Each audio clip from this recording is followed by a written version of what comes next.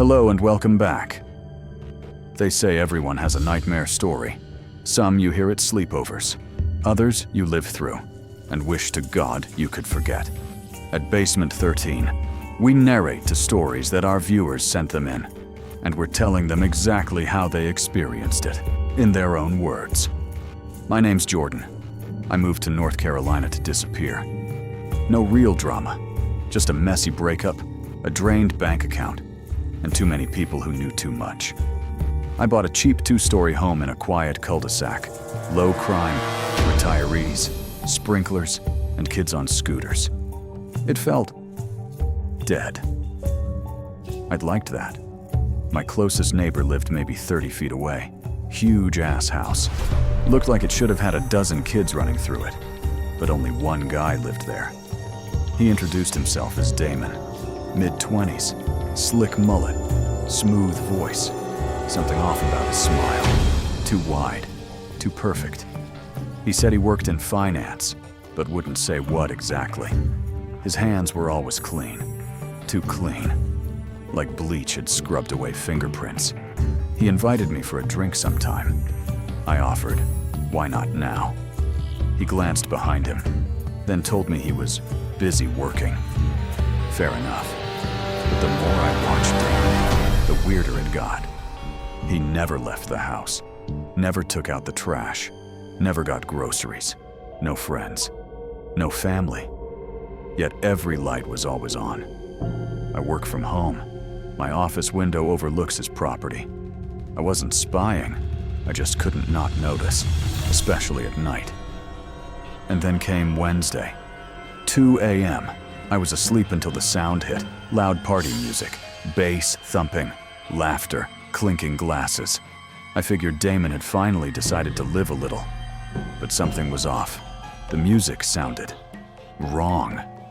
Like it wasn't coming from the house, but from inside a speaker system. Like a recording. I looked outside. There were 7 cars parked in his driveway. But not a single shadow moved behind his windows. I got curious, threw on a hoodie and walked over. The front door, unlocked. Inside, shoes everywhere, a pile of them, dozens, as if a crowd had shown up. But the house was dead empty. No people, no cups, no smoke, just the music. I followed it. Living room, empty. Kitchen, clean. It was coming from a Bluetooth speaker, with a looping track of party sounds. That's when the bleach hit my nose. Sharp, chemical, wrong. I moved toward the basement door, just barely open. And what I saw down there, 3 men. Older. Wearing goggles, thick gloves, heavy boots. They stood shoulder to shoulder, backs turned to me, surrounding something I couldn't see. Then the sound started. A wet, buzzing grind, like a saw chewing into meat. And I swear to God, I heard it. Screaming. But not loud, muffled, like it was coming from a throat that had been sliced. The smell was rotting bleach and metal. The floor glistened with red beneath their boots. And then, a chunk of something hit the floor.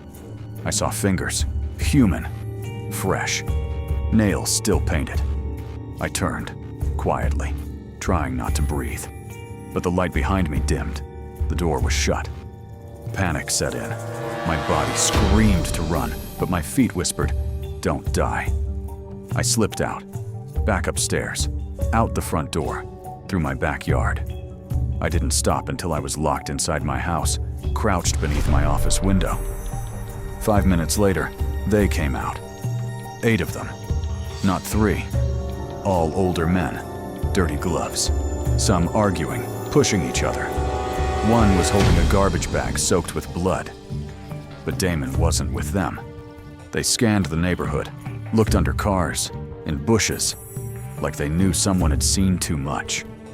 Then they went back inside, and the music stopped. I didn't sleep. I didn't blink. I debated calling the cops, but what would I say? Hey, my neighbor threw a fake party and chopped someone up in the basement. A week passed. Damon's house went silent. His car never moved again. The grass grew long. I checked his windows, nothing inside. No signs of life or death. I started asking the neighbors. None of them heard the music. None of them even remembered Damon. One old lady said, "That house? It's been empty for years. I thought she was senile." Then I checked the county records. The property was foreclosed 6 years ago. No utilities, no owner, just a long abandoned house sitting between two happy families. I still don't know who Damon was, or if that was even his name, or if the men that night left anything behind in the dirt beneath that house.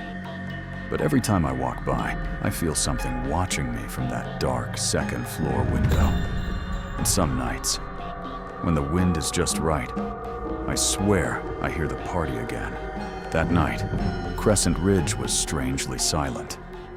It's a quiet town, but this was different, like the calm before a storm, thick and oppressive. Something was off, and my gut twisted with dread. I've always felt uneasy here, but tonight it felt like the darkness was closing in. It started like any other night. I was in bed, scrolling through my phone, just trying to kill some time. Then, the power cut out. The lights flickered once, and for a brief moment, everything seemed still. Too still. And then, I heard it. The whispering. At first, I thought it was the wind. Maybe just a tree branch scraping the window. But the more I listened, the clearer it became. It wasn't the wind. It was something. Someone. Whispering. Low, guttural and dark. My heart started to pound. Come closer. I froze. The air in my room felt thick, heavy. I slowly turned my head to the corner of the room where the shadows seemed thicker, darker, like they were moving. I couldn't look away. Something was there. Something wasn't right. I pulled the covers tight around me, trying to convince myself it was just my mind running wild in the dark. But then, the temperature dropped. It was cold. So cold, it bit at my skin. I could see my breath in the air as I shivered uncontrollably. My skin crawled, and then I saw it. A figure. Tall. Looming. At first, it was just an outline, barely visible against the dark, but it began to take shape. My blood ran cold. Its limbs were long and spindly, its hands ending in sharp claws that scraped the floor like nails on a chalkboard. Its eyes, black, empty voids, stared straight through me. It stepped forward, and I felt my whole body freeze. I couldn't move. I couldn't scream. Every instinct I had screamed for me to run. But my body betrayed me.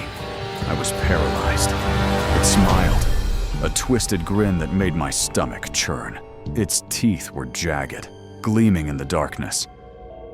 "You shouldn't have stayed," it hissed, its voice echoing in my head. "Now you're mine." It lunged at me.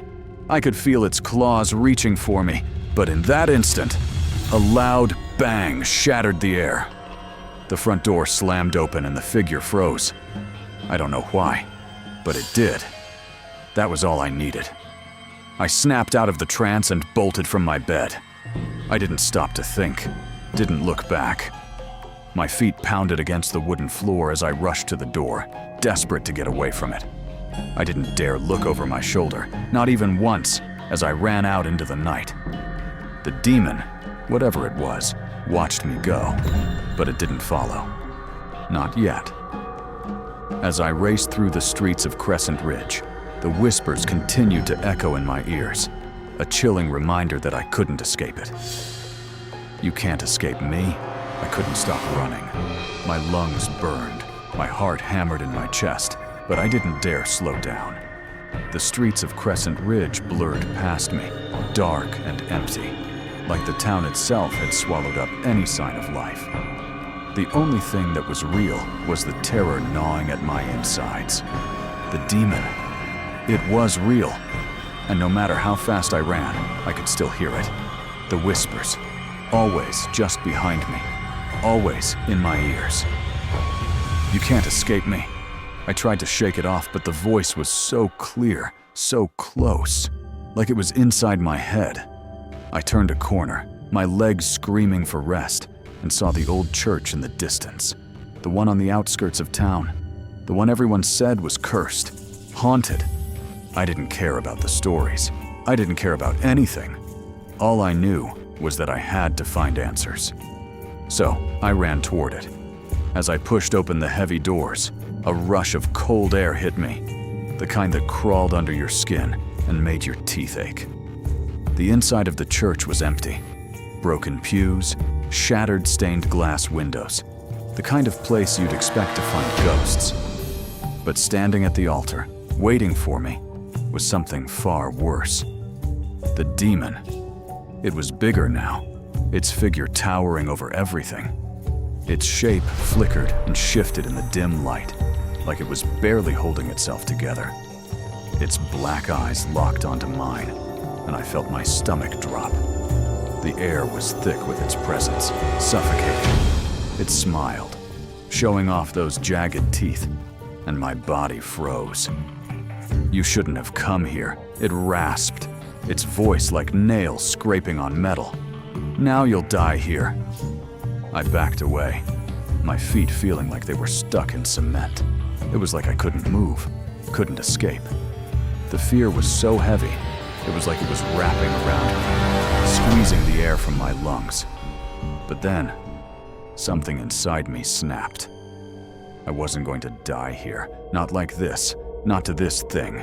My grandmother's voice came back to me, the warnings from the old stories. A demon can only be defeated by an act of bravery. The words echoed in my mind as I glanced around the church, my heart pounding in my chest. There had to be something, some way to fight back. My hand brushed against the locket my grandmother had given me. I had almost forgotten about it, the one that had been passed down through the generations. It was the only thing that had ever made me feel safe.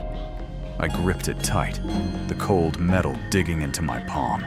I took a deep breath, and then I spoke, my voice shaky but growing stronger with each word. "Go back to where you came from," I said, my voice louder than I expected. "You don't control me."